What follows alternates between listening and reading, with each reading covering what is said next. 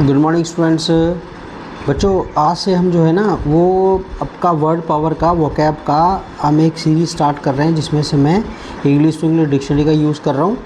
Okay, और इससे मेरे भी इम्प्रूवमेंट होगा and you will also improve your English, और आपकी इंग्लिश भी इम्प्रूव होगी, वर्ड पावर आपका। और आप हमेशा इंग्लिश से हिंदी किया करो, ठीक है? हिंदी से इंग्लिश आपका, आप इंग्लिश कभी नहीं सीख पाओगे। ओके, तो चलो शुरू करते हैं। वीडियो अच्छा लगे तो आप प्लीज़ लाइक एंड सब्सक्राइब, और मैं कंटिन्यूस करता रहूँगा इसे, ठीक है? अच्छा देखो, ए क्या है? ए आपका, हम अगर बात करें इसका, ए पहली बात तो first letter of the alphabet, ठीक है, फॉलोड बाई बी, इसके बाद बी आता है।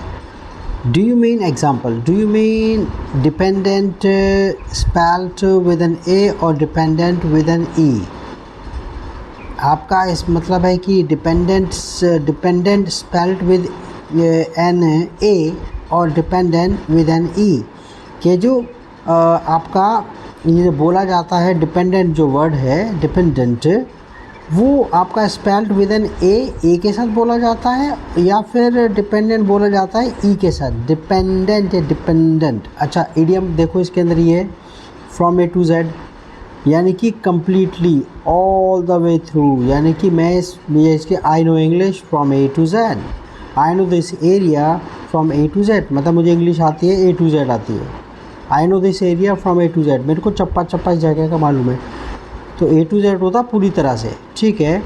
अच्छा, ए में अब हम आर्टिकल की बात कर रहे हैं। देखो ए, आ भी पढ़ते हैं, ए भी पढ़ते हैं, ओके?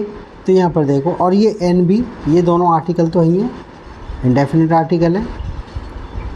अच्छा, पहला मीनिंग है जो ए का, वो वन होता है। ए और एन का मीनिंग वन सेंस, एक सेंस में। एन इनॉर्मस होल, एक बहुत बड़ा होल, सुराख। आ यूज़फुल गाइड बुक, एक उपयोगी गाइड बुक। देख रहे हो ए का इस्तेमाल हो रहा है, यूज़फुल। यू की आवाज़, अगर यू की आवाज़ यू आती है तो वो आपका कंसोनेंट माना जाता है। यू की आवाज़ अगर आ आती है, आ, तो वो वावल माना जाता है, याद रहेगा।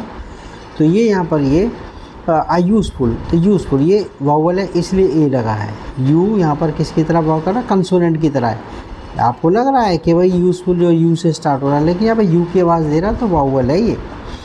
आ useful guide book, she has bought a new car, एक नई कार, उसने एक नई कार खरीदी है। I want a cup of tea, मेरे को एक कप चाय चाहिए। I want a cup of tea, मेरे को एक कप का चाय चाहिए। We had to wait an hour, क्योंकि एच साइलेंट है इसमें, एच जो है बच्चों इसके अंदर, ओके, एच साइलेंट है इसमें, एच, इसलिए एन लगाया है। वी हैड टू वेट, हमें इंतज़ार करना पड़ा, ठीक है ना, एन आवर, 1 घंटे तक, फॉर द बस के लिए। अच्छा, आगे देखो, इसमें कह रहा वही, an is use before words beginning with A E I O U and with H if the H is not pronounce. मतलब एन का लगाओगे जो वॉवल से स्टार्ट हो रहे हैं उन वर्ड्स से पहले, और या फिर एच जिसमें एच साइलेंट है, जिसमें, ठीक है, एच साइलेंट है। एन एप्पल, देख रहे हो, और an hour, H H H H H हो लग रहा है लेकिन एन लगाते हैं। एन आर, 1 घंटा, क्योंकि एच इसमें साइलेंट है। A is used before words beginning with all other letters and also before U, where U is pronounce U, यानी कि आपका एन का लगाते हैं आप, एन लगाते हैं आप वावल से, ठीक है, जो वर्ड शुरू हो रहे हैं वो, और या फिर यू, ठीक है, सॉरी, एन ए की बात कर रहे हैं, ए कंसोनेंट वाले, क्या, जो कंसोनेंट से स्टार्ट होते हैं, कंसोनेंट से, तो ए वहाँ लगाते हैं, ए। और लेकिन यू जो लग रहा हो तब भी ए लगाएंगे जब यू की आवाज़ यू आ जाए, क्या आ जाए, यू। देखो जैसे तो थोड़ा सा इंग्लिश में देख लेते हैं, थोड़ा सा इंग्लिश पढ़ने का बेनिफिट है। देखो इसके अंदर ये वो कहता है, कहाँ इसमें ये रहा, A is used before words, A का इस्तेमाल करते हैं उन वर्ड से पहले, beginning with all other letters, जो मतलब कि इनको छोड़ करके, ओके, इनको छोड़ करके उनसे स्टार्ट होते हैं। ऑल्सो बिफोर यू, और यू से भी पहले आप लगा देते हैं, ठीक है, यू से भी पहले अगर आएगा तो कोई वर्ड स्टार्ट होगा, जैसे U, where U is pronounce U, a useful guide book. अच्छा, ये जो मीनिंग है ए और एन का, एक है फॉर ईच और टू ईच, प्रत्येक सेंस में। Apple cost rupees this, dollar में दे रखा, आ किलो, 1 किलो इतने का है। The car was travelling at 50 kilometres an hour, प्रति घंटा।